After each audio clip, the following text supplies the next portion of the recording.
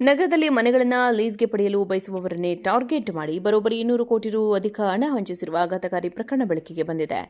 John's asset ಎಂಬ mediator ಕಂಪನಿಯು ಸುಮಾರು 300ಕ್ಕೂ ಹೆಚ್ಚು ಜನರಿಗೆ ಮಕ್ಮಲ್ ಟೋಪಿ ಹಾಕಿದ್ದು, ಕಂಪನಿ ಮಾಲೀಕ ಪರಾರಿಯಾಗಿದ್ದಾನೆ. ನಗರದಲ್ಲಿ ಇತ್ತೀಚೆಗೆ ಲೀಸ್ ಮನೆಗಳ ಕೊರತೆ ಇರುವುದನ್ನು ಬಂಡವಾಳ ಮಾಡಿಕೊಂಡ ಈ ಕಂಪನಿ ಗ್ರಾಹಕರಿಗೆ ಭರ್ಜರಿ ಆಫರ್ ನೀಡುತ್ತಿತ್ತು.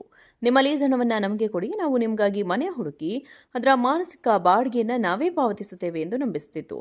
ಹಣವು ಉಳಿಯುತ್ತದೆ, ಬಾಡಿಗೆ ಕೊಡುವುದು ತಪ್ಪುತ್ತದೆ ಎಂದು ನಂಬಿದ ಸಾರ್ವಜನಿಕರಿಂದ ತಲಾ 10 ರಿಂದ 75 ಲಕ್ಷ ರೂಪಾಯಿವರೆಗೆ ಹಣ ವಸೂಲಿ ಮಾಡಲಾಗಿತ್ತು. ಆರಂಭದ ಕೆಲವು ತಿಂಗಳು ಬಾಡಿಗೆ ಪಾವತಿಸಿ ನಂತರ ಕಂಪನಿ ಕಳ್ಳಾಟ ಶುರು ಮಾಡಿದೆ. ಗಾಯತ್ರಿ ಎಂಬ ಸಂತ್ರಸ್ತೆ ತಮಗೆ ಆದ ವಂಚನೆ ಬಗ್ಗೆ ಮಾಹಿತಿ ನೀಡಿದ್ದು, ಅವರಿಂದಲೇ 37 ಲಕ್ಷ ರೂಪಾಯಿ ಲೂಟಿ ಮಾಡಲಾಗಿದೆ ಎಂದು ಆರೋಪಿಸಿದ್ದಾರೆ. ಮನೆ ಮಾಲೀಕರು ಮನೆ ಖಾಲಿ ಮಾಡಲು ಹೇಳಿದಾಗ ಗಾಯತ್ರಿ ಅವರು ಕಂಪನಿಯ ಬಳಿ ಹಣ ವಾಪಸ್ ಕೇಳಲು ಹೋಗಿದ್ದರು. ಈ ವೇಳೆ ಕಂಪನಿಯು ಹಣ ನೀಡದೆ ಆ ಮೊತ್ತವನ್ನು ತಮ್ಮಲ್ಲೇ ಇನ್ವೆಸ್ಟ್ ಮಾಡಿದರೆ ತಿಂಗಳಿಗೆ ಶೇಕಡಾ 4ರಷ್ಟು ಬಡ್ಡಿ ನೀಡುವುದಾಗಿ ಆಸೆ ತೋರಿಸಿತ್ತು. ಇದನ್ನು ನಂಬಿ ಇನ್ವೆಸ್ಟ್ಮೆಂಟ್ ಆಗಿ ಬದಲಾಯಿಸಿಕೊಂಡ ಗಾಯತ್ರಿಗೆ ಕೇವಲ 2 ತಿಂಗಳು ಹಣ ನೀಡಿ ಆಮೇಲೆ ಕಂಪನಿ ಕೈಕೊಟ್ಟಿದೆ.